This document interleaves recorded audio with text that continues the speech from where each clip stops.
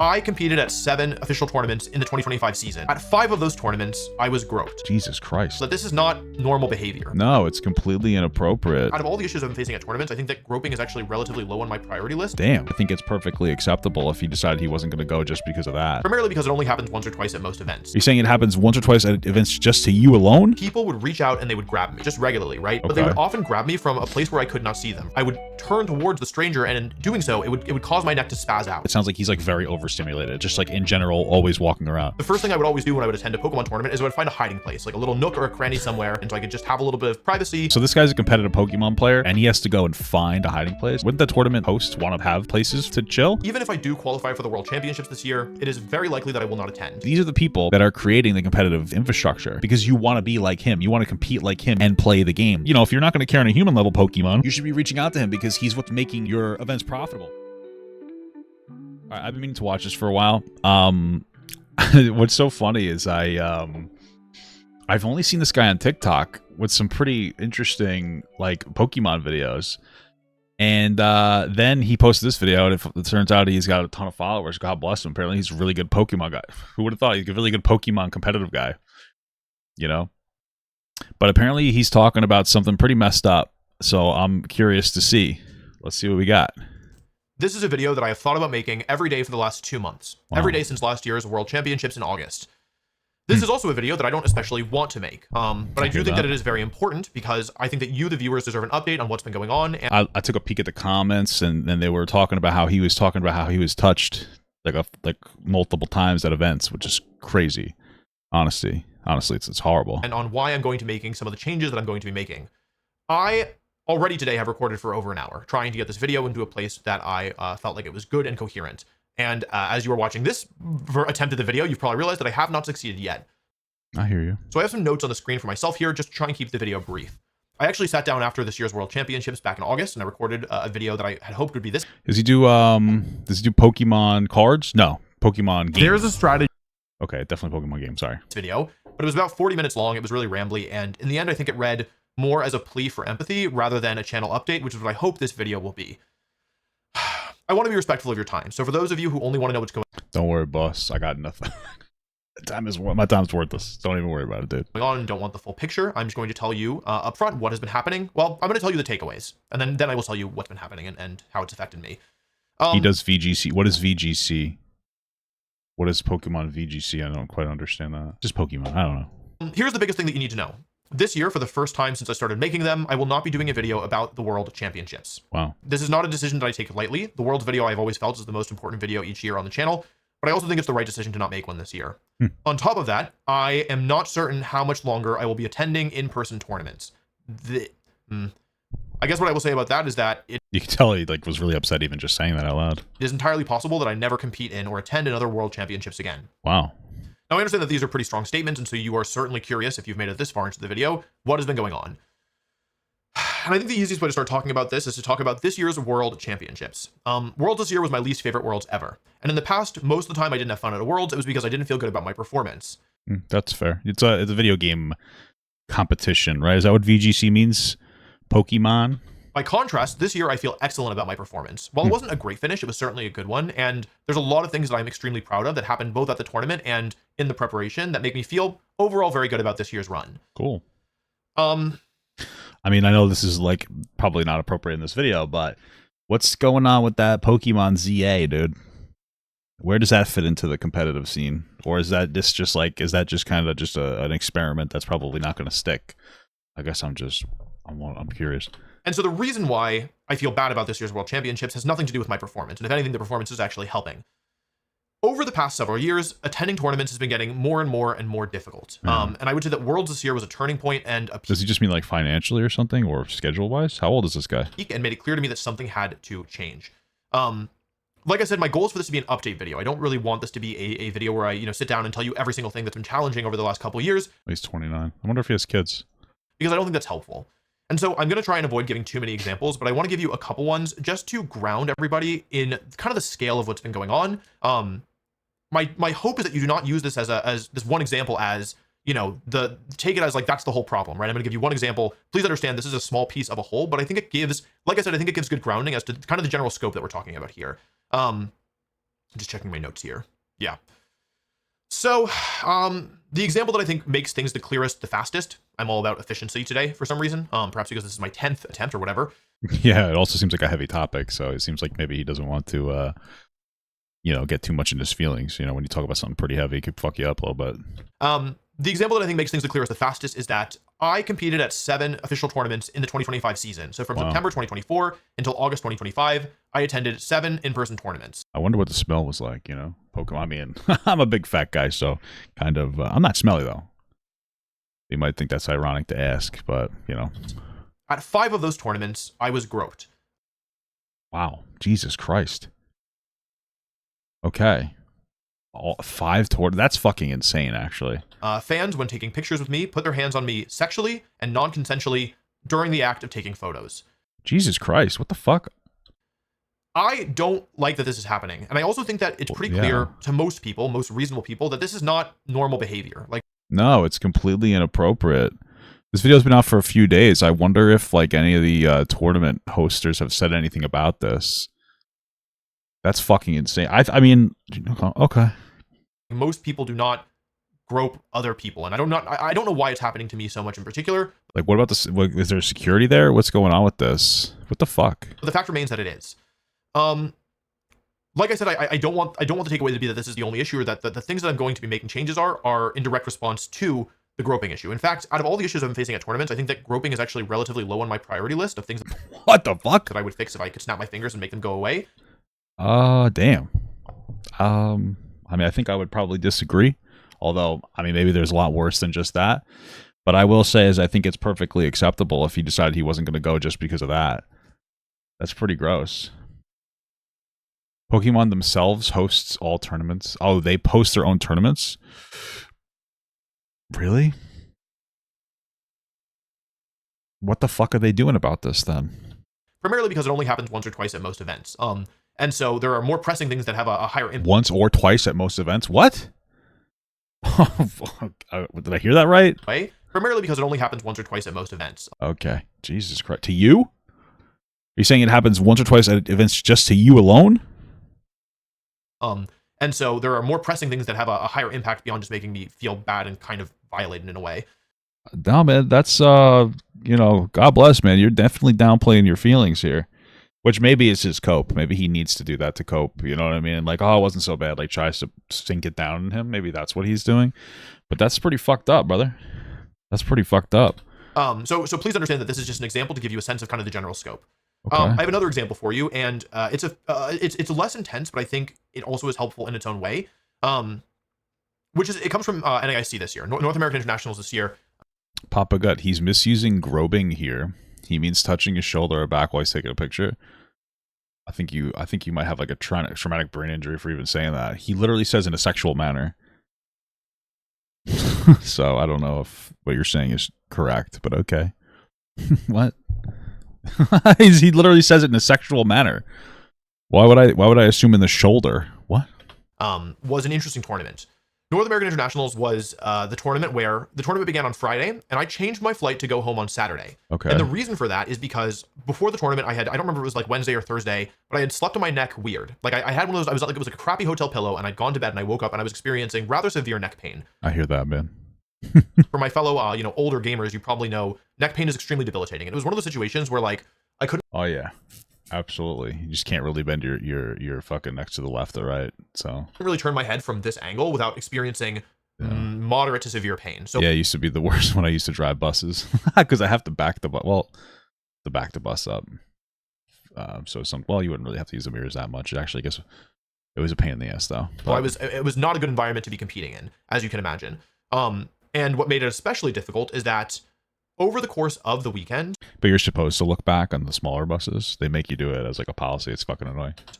People would reach out and they would grab me. Not sexually, just regularly, right? Okay. But they would often grab me from a place where I could not see them, from like over my shoulder or something. Yeah. And my instinct when I'm touched by a stranger, I would turn towards the stranger, and in doing so, it would cause my neck to spaz out. And so this happened, I don't remember the exact number, I was not really keeping track, but I know it was over 10 times. Over the course of one day of competing, people would reach out to get my attention, right? It feels, I think to most... This sounds like it's separate from the sexual touching.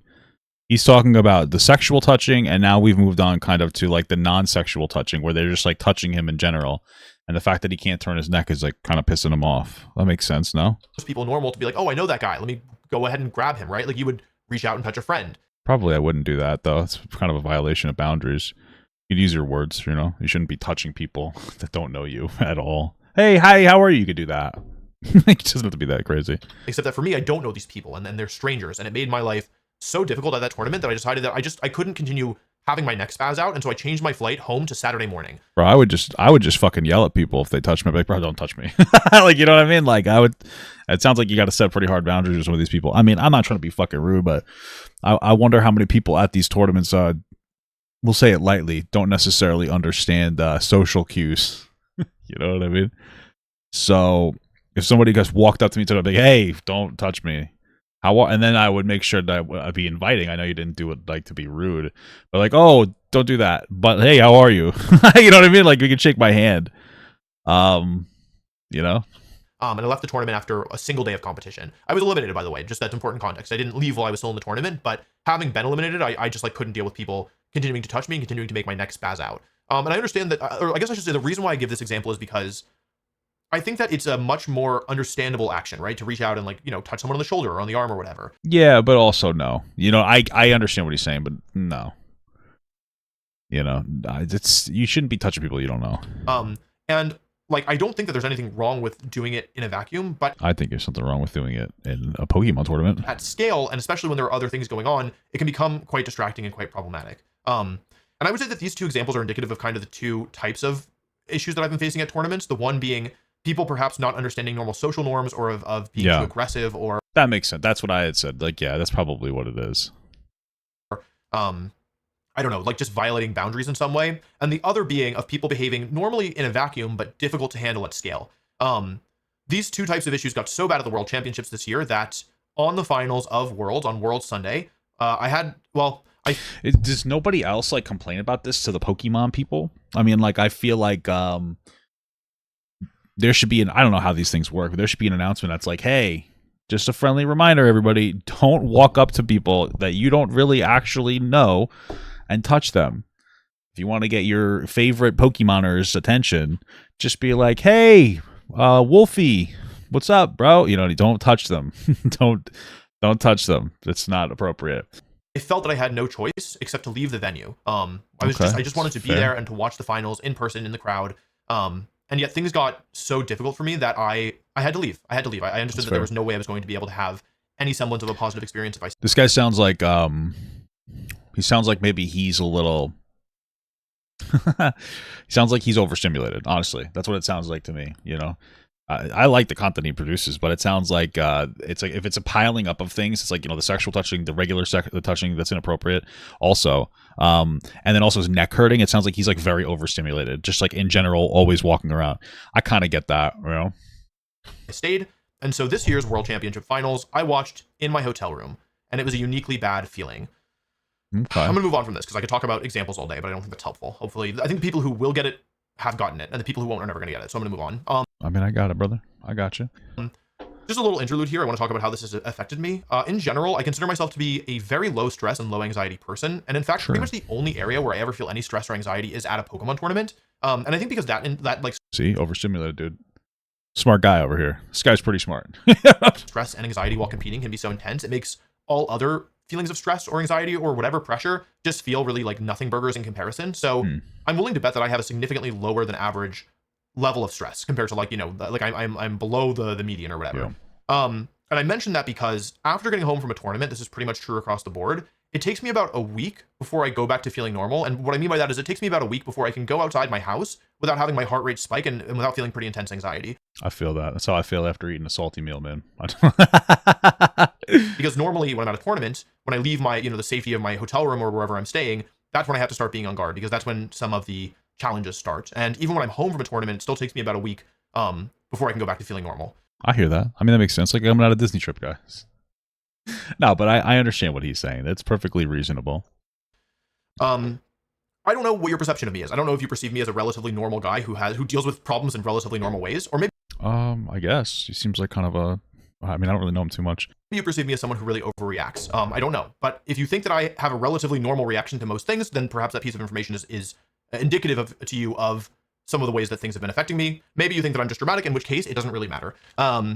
Okay, more importantly than just, coming home and having some extra stress and anxiety for about a week, the big thing is that it's been making tournaments less and less fun to attend. And I love competing and I love attending tournaments and having these issues that have become not the rarity, not the exception, but a constant battle that I feel I am fighting. It's been making tournaments less and less fun. And also it's worth noting that as tournaments have grown, my tactics that I've had for years to deal with a lot of this stuff have been rendered ineffective. I mean, that does make sense. You're just stress reducers. You tried jorking it, or that might have been inappropriate. I'm sorry. They are no longer effective at handling a lot of this behavior, which, because I've been dealing with it for years, albeit at a smaller scale, I think I'm actually quite good at it. The first thing I would always do when I would attend a Pokemon tournament is I would find a hiding place, like a little nook or a cranny somewhere where I could go to and I could be out of sight, and so I could just have a little bit of privacy and peace and quiet and not, have to deal with a lot of the stuff between rounds. Sorry, I just want to be absolutely clear. So this guy's a competitive Pokemon player that wins tournaments, and he has to go and find a hiding place. That seem strange? Don't you think that wouldn't the tournament host want to have places for them to chill and be alone? All right. Because it's worth noting that even though at a Pokemon tournament, most people see me as a YouTuber or an influencer or whatever you want to call me, I'm there to compete. I'm not there to do fan interaction. I'm not there to be, hey guys, let's be the YouTuber. You know what I mean? I go to tournaments because I love competing. No, that makes perfect sense. You're getting in your zone, I think that's totally fucking valid. It's like when I go to it's silly because I go to the gym. I mean, I'm fat, but okay, give me a break, right? I go to the gym and people notice me at the gym somewhat often. They'll walk up to me. I'm very quiet because I have earbuds in and I don't talk the entire time at the gym. I grunt, obviously, but I don't talk. So I'm in a low tone mood. And then when I do talk, I'm I don't, you ever wake up in the morning and you don't talk? It's like that. So it's like that, man. I'm in a different mood and I gotta pop out of it. But this is obviously much more exaggerated, or not exaggerated. This is much more intense because he's competing the whole time. So up until competition point, he's got to stay in the zone. For me, I can get out of the zone a little bit. I'm fucking, it doesn't matter as much, or at all, really, for me.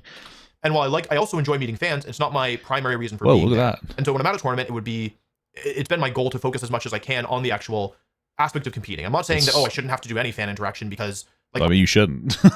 You truthfully shouldn't have to do any fan interaction. That's really your prerogative, It sounds like these events are very stressful if you're expected to compete and be interact with fans. Obviously, I understand. I know it's just Pokemon, but still, I mean, that's you got to be in a zone to do that. I do have an online presence, and I am an influencer, right, or whatever you want to call what it is that I do. Sure, yeah. But the balance has been way off. And where I'm going with this, I've lost my thought a little bit, but where I'm going with this is that I had ways of dealing with this stuff, and that I would go to a tournament and I would find hiding places around the venue, often outside of the venue, because a venue is basically a big rectangle. There's no hiding places at most. I find that crazy. Personally, I feel like the event hosters should basically have places for just the competitors, especially your higher tier competitors, to be able to just get away from people and decompress, even if it's a small space. To them. So my strategy for years was to show up, find a place close to the venue that I could go into a little nook and hide with my friends between rounds, and we'd have a little meeting spot. Gotcha. But the problem is that tournaments have gotten significantly better. Tournaments that were once getting, struggling to get 50 entrants or 100 entrants are now getting close to 1,000. And therefore, the venues themselves have gotten bigger. And so it's no longer so feasible for me to go. Probably Pokemon VGC tournaments are just rows of tables and anybody can enter with a small fee. Okay, that's fair. But again, what about your big competitors that are drawing more eyes to the event? I don't know all the specifics of it. I guess I don't really understand the specifics of how these things work. I guess I'm comparing it to something like League of Legends or something. But I feel like if you're going to have really big influencers there that have 2 million fucking followers, that you should be able to provide them a space for them to specifically escape, especially people who have eyes on them. If I showed up tomorrow, nobody's going to fucking care whatsoever. Okay? So I'm a nobody. And especially I'm a nobody in the Pokemon world. But if you're somebody in the Pokemon world, I think that they should, is it unreasonable to say that they should try to provide a little area that they can kind of escape to? Go find a place to hide outside of the venue because I need to walk so far in order to find a place that has some privacy that I'm not able to make it back in time for the next round. This is an explanation for those of you who are wondering, by the way, that I never talked about before, about the 2024 World Championships. Some of you may remember, if you watched that video, that there was a bit of a plot twist where I found out I was going to be playing when I was not expecting to play, and I wasn't in the venue at that time. And a lot of people were like, well, why weren't you in the venue? And this is why, because I wasn't able to be in the venue and also feel like I could focus on competing. And so I left the venue in order, between rounds with my friends, to find a hiding spot that was a 5-minute plus walk away. And therefore, when things didn't go to plan and suddenly I had to be in the venue when I didn't realize I was playing, I ended up being very flustered. I had to run back to the venue. It took me forever. Because of an unexpected kind of thing here. I'm moving on. I don't think that interesting how he did never explain that until now. He seems like he keeps a lot on, like a lot, you know, to himself. So I can respect that. was like exactly as well explained as I would have liked, but I'm determined to make sure this video is not 40 minutes. I'm at 12, so maybe I can keep it under 20. That's ambitious. Moving on. Okay.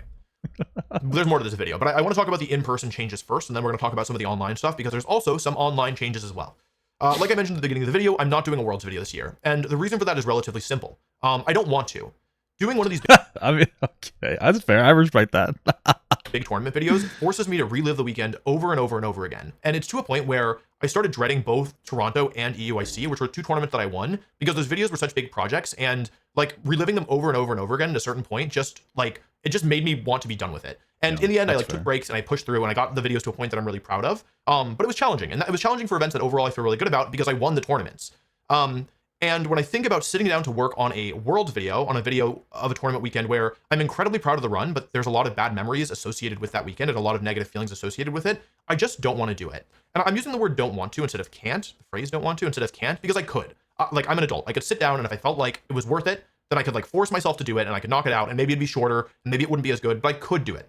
I mean, I respect the hell out of this guy. I appreciate everything he's saying. That makes perfect sense to me. I would like to know what the video game, whatever, Pokemon organization, whatever the fuck, the people who event hosters, I don't care if it's Pokemon, I'm sure that they have people that run these events. What are they doing to reach out to him and talk to him? Because I feel like if this type of shit has been blowing up in popularity, a lot of times it's because of your content creators, right? Like this is free advertisement. When Wolfey makes a video about Pokemon, this is all free advertisement.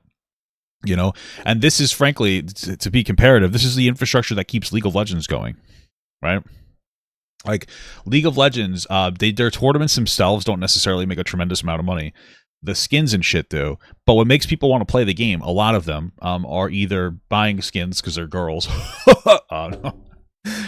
or this fantasy idea that they could be number one. This is like a real thing, right? So people like me who fucking suck at games, like League of Legends, used to be top 3% of Dota, but that was before the meta was established. Just showing my old there.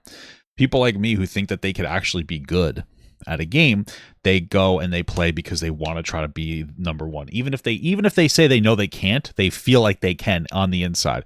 That's the whole point. So people like this are creating an entire, these are the people that are creating the competitive infrastructure because you want to be like him. You want to compete like him. You want to go in, even if you have no chance. That's what makes you go in and play the game. And then that puts eyes on them on the actual event itself. And that surges the popularity, and that creates an atmosphere where it could potentially become mainstream. So why this guy's getting fucking groped and like molested? I mean, let's be real, he's getting fucking molested at these tournaments. Like, why? Like, you know, just on a human level, you should care. But, you know, if you're not going to care on a human level, Pokemon, you should be reaching out to him because he's what's making your events profitable and possible to grow. And I guarantee you that there are also people who are buying the Pokemon games just because they think that they might be able to compete one day as well. As another thing too. So he's indirectly driving Pokemon sales. This is a huge creator that gets like 1 million views per video when he talks about Pokemon. You don't think that that's making more people want to buy your games? You know? So I really wonder what they're doing. But ultimately, my philosophy when it comes to videos is that every video on this channel, I feel good about you watching, you the viewer. The relationship of trust with the viewer is kind of the foundation of this channel's success. The idea is that if you watch... I respect that, guy. I pump out slop, just letting you know. I feel really good about you watching it. I mean, making money, baby. No, I try to put out good stuff, but, you know, sometimes not. I don't know what to tell you. Sorry, I love you. Any video, you will always feel like it's worth your time. That's the goal. You're not going to feel like that for me, guys, okay? I'm saying I always achieve it, but that's the goal. And ultimately, if I'm not excited to work on a video, I don't think it's reasonable to ask you to be excited to watch it. And I'm not excited about doing a Worlds video. I feel only... This guy seems kind of wholesome. He seems like a nice guy. Negative things about it. And so I'm not going to do it. It is an important part of the channel, like as a whole. And I feel sad to not do it because, like I said, I think this is the best my prep has ever been for any world championships, including the one I won. I'm like curious, like, what do you do to prep for a fucking world championship, you know? Like, do you research what the other person's most likely to play, what items that they hold? If you're doing twos, like what the combinations are that are like meta, like researching the potential like exploits that you can engage in. Like, oh, yeah, I mean, I only know about like in 2v2s. Like, there's some Pokemon that might be able to pull out some like wild shits if you play them with another Pokemon that could be like really strong, but like nobody knows about it. I don't know. Maybe I didn't even say that in this version of this attempt, but I said it before, and now you know. And there's a lot that I can be really proud of the run itself. And I think overall it was a really interesting run. But I don't want to do the video, so I'm not going to. Another thing that another major change is that like I said, my future attending live events at the beginning of the video, I said this, my future attending live events is in question. I'm not going to attend another tournament in person for the next 4 months. This means that I will not attend the International Championship in Latin America, that I will not attend the next US Regional in Las Vegas, and that I will not be defending my title at the Toronto Regional Championships. I realize that these issues have made it rather difficult for me to attend events and feel good, and I think that this is a time where I would rather take... You have to hand select and train Pokemon every game. Do you? You would... Oh... Wait, you would? Why? You don't have Pokemon that are ready to go, or do you have to make sure they're like EVs and shit are perfect? I don't really know all the specifics, but I know when you catch a Pokemon, or I think it's when you catch one, or the Pokemon is born, you have to fight certain, or you have to defeat certain Pokemon that'll increase certain stats that you want to increase. Right? Most games, they have to be yours and caught them in that game. Oh, are you saying that? Okay, so are you saying that, like, if I played... Dude, I haven't played Pokemon so long. Let's say there's doing a competitive for Pokemon. I don't even know. What is Pokemon? The last one I played is Shield. Was that current? So does that mean that I can't play with a Pokemon that I caught in Pokemon fucking Leaf Green? Those are the only 2 games I've ever played. Like I've played like the old one, all the old ones, the second gen, the first gen remakes, and then like a little bit of Black, which I wasn't a big fan of, and then Shield, and now ZA. That's like all I played. So are you saying that you have to like they have to be specific to, like, you have to have gotten them in that game?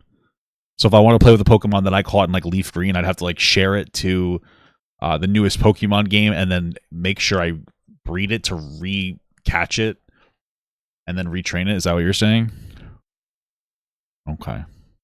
That's crazy. Take a break now when I still have the choice, rather than be forced to take a break later. Okay. However, in taking 4 months off and a third of the season off, that means that it is most likely that I will not that I will not qualify for this year's World Championships. Okay. Qualifying for Worlds is already extremely difficult, and I'm already attending significantly less events than the majority of my peers when it comes to qualifying for Worlds. I don't attend local events in part. Oh yeah, competing for IVs too, dude. It's just complicated as fuck. Some of the issues here, even though my local TO is excellent, and I really like him a lot, but I don't attend very many. I didn't attend any locals last season, and I don't intend to attend any this season. And when you factor in missing 4 months of majors and no locals, it's likely that I will not qualify for the World Championships this year.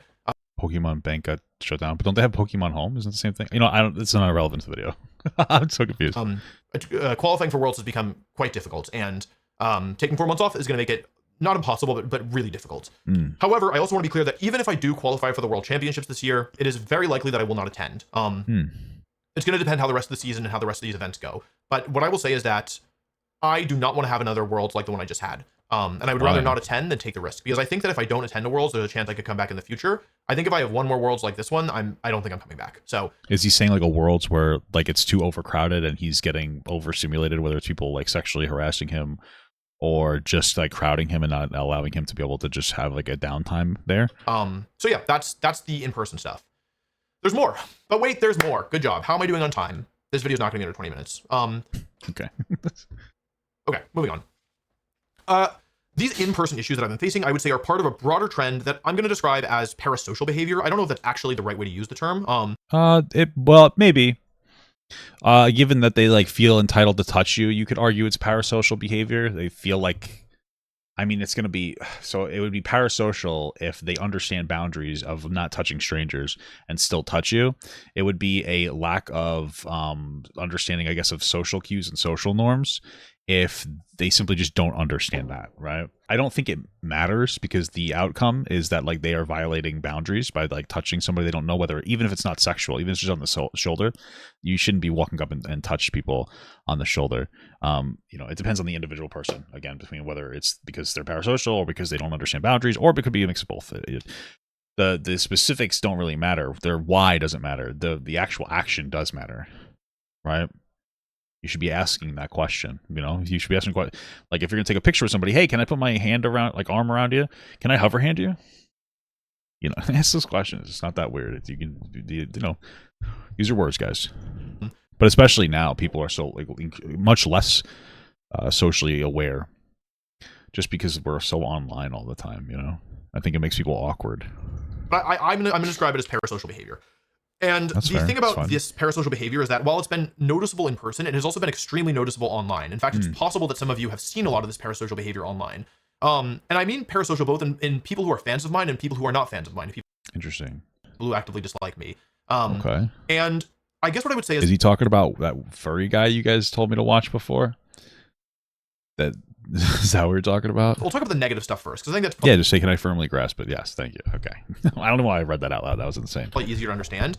I am not like I said. I think I'm a relatively reasonable person. Yeah, I would say so. So I'm not sitting just here from what I'm seeing in this. I mean, I guess I could be wrong. thinking I should get no criticism. I should get no hate. Like, I'm a person with 2 million subscribers on YouTube. People are going to have negative opinions about me. That's just human nature. And my personal Not me, dude. Everybody likes me. What am I doing with my hand? I don't know. goal has never been to be somebody who is liked by everybody. I think the only way to be liked by everybody is to basically have no personality. Well, then you're going to be unliked by people because they're going to call you like a fence sitter. So yeah, you don't really win. And that's boring. And I don't really think that that's part of my, like, that's not something I've ever aspired to. So I don't want to make it seem like, oh, I'm getting criticism online, or I'm getting, you know, people are being hateful or sending me mean things online, and that's making me sad. Because it's always been the case, right? I mean, that's been the case for forever. Most of you have probably seen somebody harass me about something or other at some point, right? That's just part of being online. I actually think I have relatively thick skin because I've been in the game for so long. But what I want to say, I mean, that makes sense. You know, that's just part of how it happens, especially once you hit like a certain pop. All of a sudden, people will start to criticize you more. You know, yeah. Is that the vitriol present in some of the messages, especially messages around me losing? I found it to be very jarring this year at Worlds. What are they taking, like death threats over losing a game or something? Or are they like really they love it or something? What the fuck? I've never. I guess what I should say is that I've always tried to make it extremely clear that the spirit of this channel is not victory but competition. Okay. For me, winning is exciting because of the defeats. Like they're all related. And yeah, part of the reason why I've made a Worlds video every year, despite the fact, I mean, that makes sense. If you always win, then the win doesn't feel as good, right? That for 2 of those Worlds, if you don't earn the win, that's the same thing. I'm not especially happy with my performance. Is because it's not all about winning. It's about trying. It's about giving it your all and trying to. And I guess what I should say to make it brief is that for me, the channel's thesis and the kind of the heart of the channel is about the things that you can see and the experiences you get to have in pursuit of winning. Sure. Like, winning is a goal, but it's not the ultimate goal. Trying to win and giving it your real honest all is the heart of the channel. And so I was especially surprised, like Dragon Ball Z, this year after being eliminated from Worlds, at just the level of hate and vitriol that I was seeing online. I got offline pretty quickly in part because of this, but yeah, like I just think that the level and the rate of messages that I can't even repeat here because of some of the things people are saying has increased at a level that I'm not super comfortable with. It sounds like probably a drastic understatement. However, this is also true on the opposite side of the coin of people who presumably are fans of mine. The rate at which people are messaging me or tagging me in posts describing sexual acts that they want to perform to me or what the fuck on me, whatever about me, I don't know. It makes me uncomfortable. I don't know if I can make a statement about whether or not it's morally wrong or not, because I genuinely don't know. I'm not trained for this stuff. Trained for morally wrong? What the fuck? Listen, bro, you don't have to be trained to express how you feel. Maybe some people are okay with that. You don't have to be, even if they are. Like, that's fucking weird, bro. that's fucked up. It's fucked up. It's fucked up that he's questioning whether like it's okay to feel bad about it. It's okay, dude. That shit's weird as shit. It's very strange.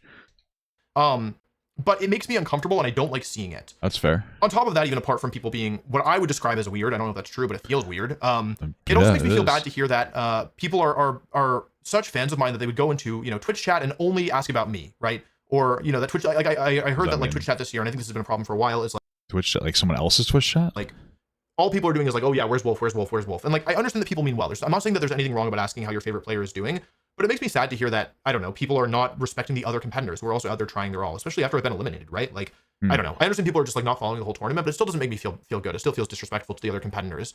And something that really, just an example, but something that really didn't sit right with me is that this year's world champion is a player named Giovanni. Wait a minute. That's suspicious. I thought he was a gang leader, dude. What the fuck? Where am I in my notes? And sorry, I'm getting oriented to make sure I don't forget something. This year's world champion is a player named Giovanni from the US, and he played extremely well. He was extremely deserving world champion. He was actually the player who I had my eye on before World outside of my group that I thought was most likely to win.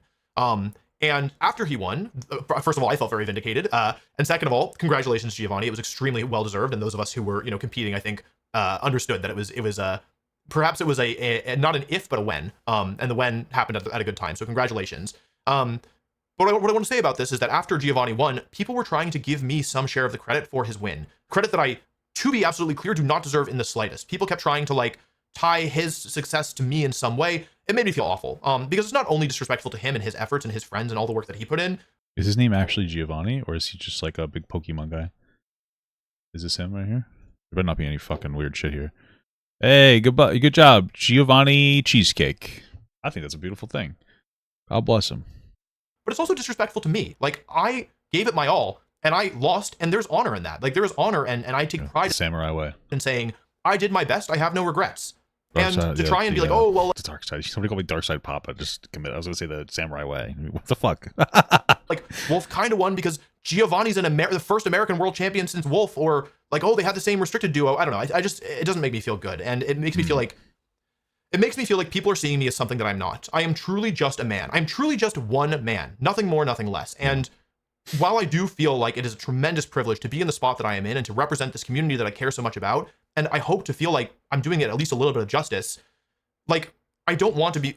What am I even trying to say, dog? Oh my god. I guess what I'm trying to say is that Well, it sounds like he's saying a lot of things to say that he doesn't want people to credit him for other people's victories. And that he doesn't like that because it takes away from their shine. And you know what? When maybe there was a point where people did the same thing for him. I don't really know, the history of these events, but maybe somebody did the same thing for him and he just thinks it's shitty. He seems to take these seriously. He seems to like them a lot. He seems to enjoy the build-up and the actual competition, and then he seems obviously enjoys winning, but he seems to really take a lot of joy out of the playing of the games, and there's probably something that's very stimulating to him. Excuse me, sorry. And he wouldn't want to take that away from somebody else and outshine them, especially since there's an aspect to this that I'll never understand. And that is the way that he gets into his headspace is very intense and very meaningful for him. And he probably assumes, and I would assume as well, that other people get into a similar, very intense headspace. And like he said, it takes him a whole week to come out of that headspace, which means that if Giovanni Cheesecake wins, and that means that he put however long into it, months, weeks, days, I don't know, years, who the fuck knows, into the event, researching in whatever way, figuring out what his strategy is going to be by, figuring out who's going to be there. I don't know all the specifics about it, but he's going to do the build up. He's going to compete. And then after he competes, he's done. He's still probably in headspace, or at least Wolfey thinks he's still in headspace. So there's probably a level of projection there, but it's probably also true. And he feels like it's disrespectful for people to take that away from his competitors. Right? That makes sense. Yeah. That I feel like I've become more of a symbol and less of a person. And there is a lot of responsibility, and I'm very privileged to be in that position. But at the same time, sometimes I would like to be a person. Sometimes I would like to be Wolf and not WolfeyVGC. Anyway, moving on, because we're wrapping up here, and I think I'm gonna be able to keep this under 30 copium. People online are being weird. You've probably seen it, and if not, I get it. Yes, that's probably true. Teach me your ways, because I would like to not see it. And on that note, it's hard for me not to see it. I'm the one being weird, dude. One of the big changes I'm going to be making online is I'm going to be off of all social media. We already have a social media manager for Instagram, and I might get one for Twitter. Although honestly, I don't know if I even want to post on Twitter anymore, just because I don't know, I'm not a little dog anymore. Now I'm a medium to big dog, and I don't know if I need to keep posting on Twitter anymore. So I'll figure. I respect that. Shit, do I need to get a social media manager? I mean, all I do on social media is post my shorts, so maybe that's something I'll have August do in the future. But see. Figure it out. But if you see posts on Twitter or honestly on any social media other than YouTube posts, it's probably not me. Where am I? Hello? The theory here basically is that I don't think that not posting is going to make people be normal, and ultimately I don't think that I can make people be normal online, but I can control whether or not I see it. I get that. And there's also for me, I try not to post. So for me, I put shorts up, right? I put whatever. For the most part, I just put up bullshit. What am I saying? For the most part, I just put up my shorts, my clips, 3 a day on all my social media platforms, like my Facebook, my TikTok, Instagram. I do Twitter, which sucks, Snapchat, YouTube Shorts. And I try not to put anything else out there other than here are my clips from a video that I put out as a plug for that, or sometimes I'll usually release, like, because I do it 3 out a day. One of them will typically be an independent short, commentary short that's like made for shorts form platform for like brand awareness and to talk about something else a little different. And I do mistakenly do Twitter posts every once in a while. I'm debating on just like deleting Twitter off my app with my phone. But I do that generally, like, stay away from any posting outside that. Like, I don't make TikTok videos where I hold the screen anymore. That's what I started doing. I started with 2020 commentary, holding my phone. I don't do that anymore because I wanted to set a boundary that, like, I'm not a person anymore. Like, the only time I'm a person is when, like, I'm streaming. My videos, obviously I'm doing commentary on stuff, but like my videos are my videos, and like that's somewhat professionally presented to some degree, I like to think. But I won't really respond to you outside of that. I don't really say anything in comments. Very rare that I'll say something in a comment. Almost completely never make a video outside of it being something from stream. Because I'm trying to set the standard that, like, I'm not me. I'm not Dan, right? I'm Papa Gut, and like I really only interact through my stream. That's a hard boundary that I've set for people, and it's worked. When I first started doing TikTok and stuff, and especially when I was a dirty dog and I was, in a non-monogamous, which I'm not happy with that moment in my life, but like I would tons of people would talk to me and like hit on me and shit too, and it was I was like, oh cool. Now I don't do any of this interaction. I get like no people doing that. Like there's like literally an energy that I don't put out there anymore. I don't even know how to articulate it. So like that seems to be to some degree what he's talking about. That's what he's doing on a fundamental level with his content as well. I can understand that 100%. Like ideally in a perfect world, people would start being normal, but like that's not the world that we live in. And I think except for black girls, every once in a while, for some reason, black women love me. I don't really understand it. Although, dude, I'm telling you right now, it's fucking big boy season. It's big boy season. It's fat boy season. You got fucking whatever summer. Whatever they call it, skinny summer, I don't know, but you got fucking fat boy. You got fat boy winter, baby. Fall is a build up to fat boy winter. All ladies do love a big boy, but I'm married happily. God bless. So rather than trying to fight a losing battle, I would simply like to protect my own peace of mind. That's on that note, I'm also going to be doing less live streaming.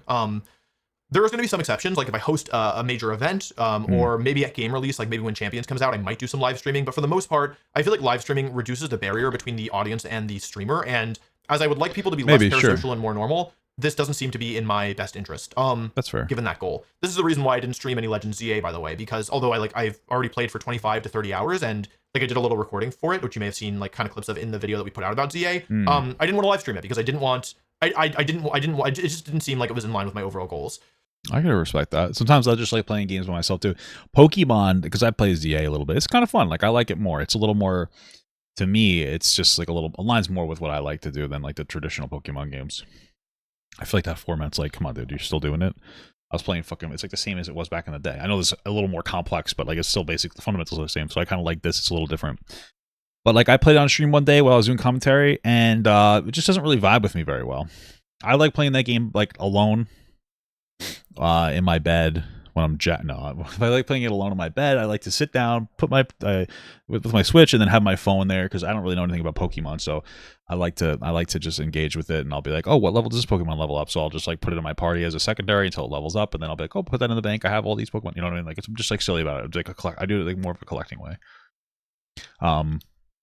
That's how I engage with it. So I understand that. I don't always like to play, because I could probably do a whole gaming channel on here if I really wanted to. I could probably have a successful gaming channel. I don't want to. I just don't like fucking gaming. I don't really like gaming. I like gaming while I do like content. I just didn't feel like doing it for this video. But I don't really like to just be on a game, if that makes sense. I don't know. Maybe it's something I should get over, but it's not a big fan of it. And now the truth of the matter is, and kind of the elephant in the room, is that I don't really think that my, once every 2 month live streams were the reason why people are developing parasocial relationships with me. I truly think that the biggest source of people feeling like they know me is that in my tournament videos and these major videos that we only put a couple of a year, I really pour my heart and my soul into these videos. I care very deeply about these videos, and I spend literally months agonizing over them, trying to get the script to just the perfect level. And so the most obvious solution is to stop doing tournament videos, to stop making videos about these big in-person events. But I don't want to. These videos are really important to me. I really care about them deeply, and I don't want to stop making them. And so I'm going to try making other changes first, and then maybe reevaluate if things don't get better. that's a lot of what I wanted to say, but there's one more section left, which is that I didn't want to. I wonder how often you respond to comments. Probably not very often. This video to just be all negative. I wanted to have some positive things in here as well. So I'm going to end this on some positive, some more positive vibes, things. What I would say, one thing that he probably should consider doing, I mean, one thing is to appealing to the fucking people who host these tournaments to create a safer space for creators.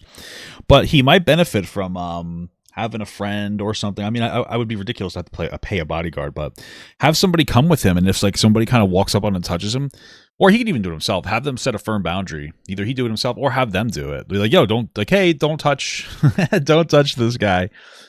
It's you're excited. Hey, it's okay to be excited. Please don't, but don't touch, right? Boundaries, somebody to help set boundaries. And then for the people who like touch him in a sexual manner, just have somebody to hit them. No, I'm kidding. Don't hit them, but to somebody to appropriately disengage on that interaction, and then probably also call the police, because frankly I think that anybody that inappropriately touches somebody, if you walk up to somebody and touch them on the shoulder, like I would consider that inappropriate, but not like intentionally inappropriate. You're just trying to get their attention. That shouldn't be something that's happening, but that could be like a hey, don't do that.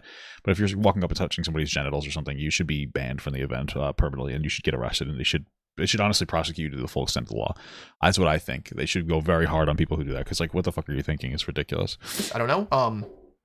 In the hopes that, nope, that's not the right phrase I wanted. So that you understand that it's not all doom and gloom. Like, things have been kind of bad, but they could get better. First of all, if you're I only know it's gloom. Is there a new Pokemon? just a regular viewer of the channel, and maybe if you're a casual viewer of the channel, nothing's really going to change for you. Like, the bulk of the videos on the channel are already not centered around me competing in live events. These are like 4 a year, maybe. And so, like, if you are just like a regular viewer who loves like the best Pokemon of every series, of every type series, or some of the fun online tournaments, nothing is changing. If I didn't make this video, it would be a while until it would be a while until the bulk of my audience realized that something was different, because we already don't do very many tournament videos. And even if I do feel like I have to stop competing in person, I could shift my focus. I could try and make these in-person tournament videos about online tournaments. In many ways, it would be easier because I could actually record all of my games. That would be a huge help, rather than having to memorize and then recreate them. So, in many ways, is that what he does? That's fucking crazy. Would be like an upgrade in a sense. And if I wanted to have more prestigious or more challenging online events, I could look into like other solutions. I could look into potentially sponsoring an online tournament circuit that I put up good prize money for to encourage people to compete in. So even if I do have to stop competing at, it's so funny because like there's to me, from what I see, and again, like obviously I'm not super educated on this guy, but there seems to be a consistent pattern of him trying to be a positive impact on the community. Like, hey, I'm going to host tournaments and put my own money up for it. Like, this guy seems to be like a pretty chill, wholesome guy that really cares about the game. He cares more about, I actually believe him when he says he cares more about the prep and the competitions more than actually winning. I actually believe that. Most people just say that as like a bullshit virtue signal. I actually believe him. I think he actually legitimately cares about this. It's sad that audience members are failing him by touching him, but then also like the Pokemon hosts, whoever the fuck does it, they're also failing as well. At in-person events, it doesn't necessarily mean that the spirit of competition will be gone from this channel. Next point is that this is just kind of like on a personal note, but I've had a number of really good interactions with my peers in the VGC community over the last couple of years, including people who I don't talk to regularly. I've gone to a couple different social gatherings with people who I like, but don't have the opportunity. Like, I don't talk to more than a couple times a year, and I feel that. That's how I do with my friends too. I don't really care, you know what I mean? That's what happens when you're a guy. I don't know, at least for me. Well, actually, my best friends are like my family. My wife's my best friend. Chat with my families. I don't really care for friends, I don't give a fuck, but chat with them every once in a while. I have some influencer friends. Shout out to Caleb Hammer, of course. We love Caleb. He called me the other day so I could do like a talk for a little bit as a Disney expert on a fucking on like a members only show, because he was talking to another Disney adult who spends too much money on shit. All right, so. But we talk every once in a while. We don't even talk daily. We'll talk like weekly. Hey, what's up? Blah, blah, blah, chat here and there. Nothing crazy. You know what I mean? Like, that's just not, I don't know. I'm like low maintenance. I don't really do like a whole bunch of specific, meaningful chatting. You know what I mean? So. Just felt like people get it. Like, I feel like my peers in the space get it. Even the people I'm not friends with, I feel like maybe they don't get everything, but I feel seen, and I feel like people understand, especially people who've been around pre-Scarlet and Violet. I think they get it in some way. I have no idea what that means. And this means a lot to me because a lot of my experiences over the last couple of years have felt very dehumanizing. I've just felt kind of like an animal in an enclosure at the zoo, or like Mickey Mouse at Disneyland, like a character that people can, run up to and point and get a picture with, and you know, never mind what old Mickey's going through, right? Because Yeah, sure. that's what he's there for, right? And I feel like that's kind of how I feel like I've been treated a little bit. Yeah, I hear that. And so it's meant a lot to me that my peers in the space, who are the people I see the most often. I hear that. It's so funny because like I feel like that a little bit sometimes. This sounds so stupid, but everybody who knows who I am, who walks up to me in public, they're not YouTube viewers. They're TikTok, Instagram. You know, they're Shorts viewers, which is totally valid. That I think that's a beautiful thing. I could respect that, but like everybody's like, oh man, do you do TikTok? Are you on Instagram? That's usually what I get in TikTok or Instagram because those are like my biggest platforms. It's like, yeah, man, and I'm always like happy. I'm happy that people see me, but I'm like, they don't know the YouTube. You know what I mean? Like those are the most outer layers of my content are the TikTok and the Instagram, and those are usually like the specifically again they'll see the videos that I specifically make for those platforms. So one of the 3 a day usually are for that, for brand awareness, which brand is me, of course. You know, but then there's like the YouTube videos are like another layer in, and then there's like the YouTube streams, which are even an additional layer in, you know. So like I feel like they still see me as Wolf and not WolfeyVGC, and that means a lot and has honestly made things easier. So if you're I paused, like I could edit that out. Like I paused to click myself. I forgot that this isn't going to be edited. Anyway, I just wanted to say thank you to the people in the scene because I don't take it for granted. That's funny. I get that too. I just pause to read. I usually pause to either look something up or to read donations so that it doesn't like distract from the video, you know? And then the last positive thing that I want to say is that I'm going to have to, then this isn't going to seem positive, but trust me, we'll get there. Which is that at some point I will have to stop competing, right? I've always known that. Nobody competes forever. Sure. However, I always figured that if I stopped competing, it would be because competition stopped being fun for me. Like I lost the love of the game, or like maybe I was, you know, I wasn't able to keep up with the new guard, and it was really hard for me to never win. Like maybe, I don't know, I always thought it'd be something like that. I never imagined it would be something kind of external in a way, not internal. And the thing that I'll say about yeah, I get it. Like the youngsters just have it too much up on you, you know, and you just can't adjust your brain around certain things. Sure. About this that is positive is that I am still having fun. I still love competing, and I'm still having a blast. And like, if I could just do the competition part of tournaments and not everything else, that would be great. That would be great for me. I would love that. And so given that in mind, I guess it's worth noting that because it's still fun for me, and because it's still fun for me, I have motivation to try and fix things. Things right now are pretty bad, just to be blunt. However, I think that so interesting that there seems to be a consistent pattern of, and I don't want to use this word suggestively, you know, like this was a stupid thing to say, mostly because like this guy would never watch my video, but like you know, this guy is, I mean, he's a victim, right? He's getting touched at these conventions sexually, and even non-sexually. There's people violating his boundaries.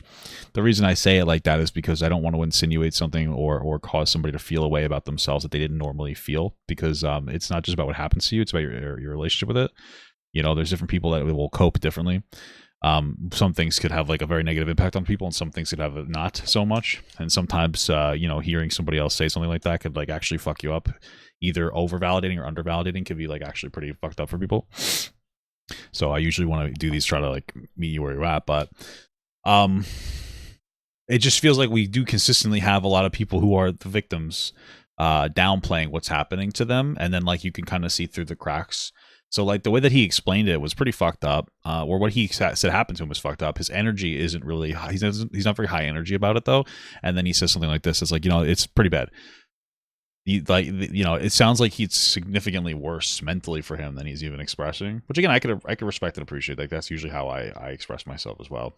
But it's sad, you know, him, obviously what happened to Emeru, I think there's a similar situation to that of like, you know, her not necessarily fully communicating the story, because it could be hurtful to get that vulnerable, especially on a fucking video that's going to get a lot of views. I think that they could become better.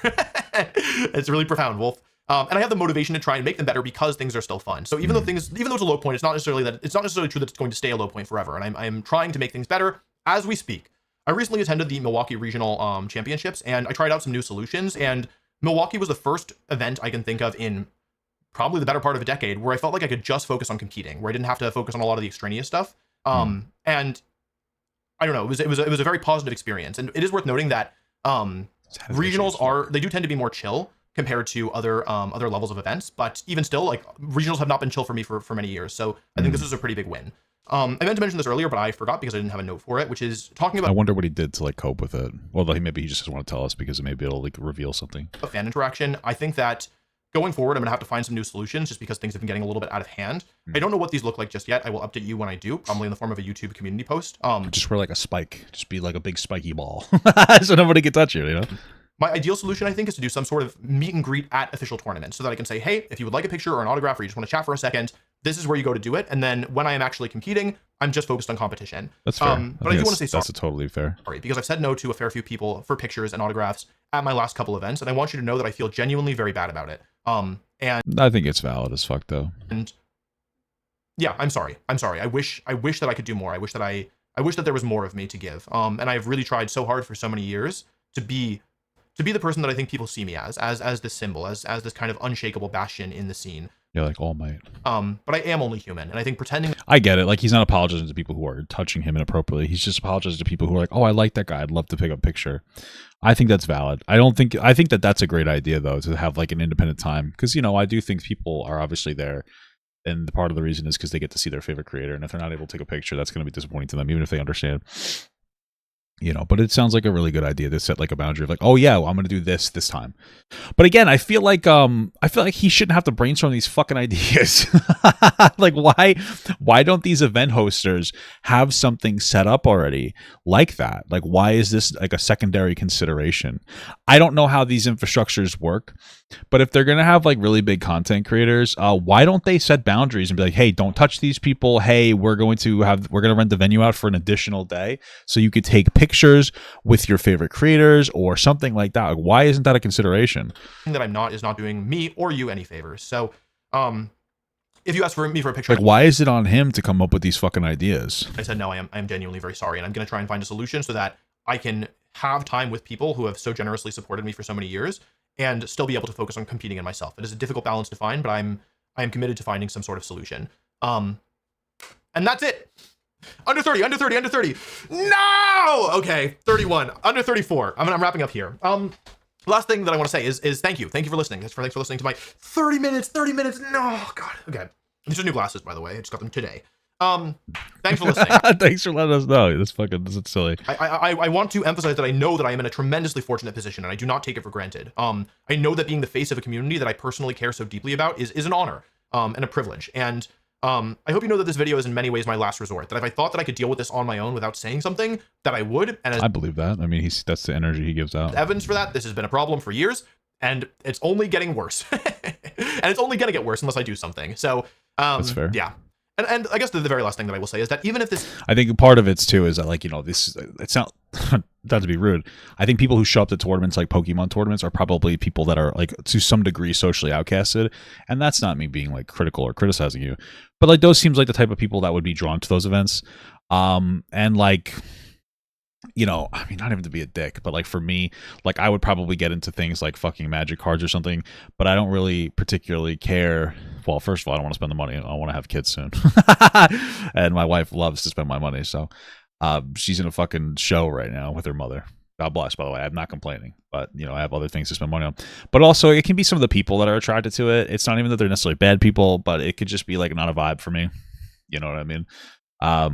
So I imagine that there's a certain amount of like type of people that are kind of into Pokemon in a more deep way. Probably people that are a little less like sociable, and it could be an additional stressor for them respecting social cues, even if it's not intentional. You know, is the end of me competing. Like, you don't have to feel too. Hop into Magic Pop, and the water's warm. That's my problem though. That's because they're pissing in the pool. Okay, bro, I almost want to get into like Warhammer. That shit seems fucking crazy. Bad for me. I would love to still continue competing. I would love to be able to still do this thing that I love. But at the end of the day, I've had a wonderful career, and I've been given so many opportunities, and most importantly, I've met some of the best people I think I will ever know in my entire life because I was able to compete at this game. And if this is as far as I go, while sad in some ways, it's been the run of a lifetime. And so I think to treat it as anything else would be to do a disservice to the things that I've got to experience. So thanks for watching. Thanks for listening. Please be normal. Please be normal. Most of you are normal. The vast majority of people are normal, but 0.1% of 2 million is 2,000, and that's not nobody. So that's it. Under 34 minutes. It's probably the people that are showing up to the events too, because they're extra, I guess, into them. So that's it for me. Bye bye. All right. Well, it's an interesting video, man. I like this guy. You know, I've only seen a few of his TikToks, but like watching that, he seems like a pretty genuine, chill dude. I respect him, and I hope things get better for him because it sounds like it's cutting into his like actual life passion, which is some sad shit.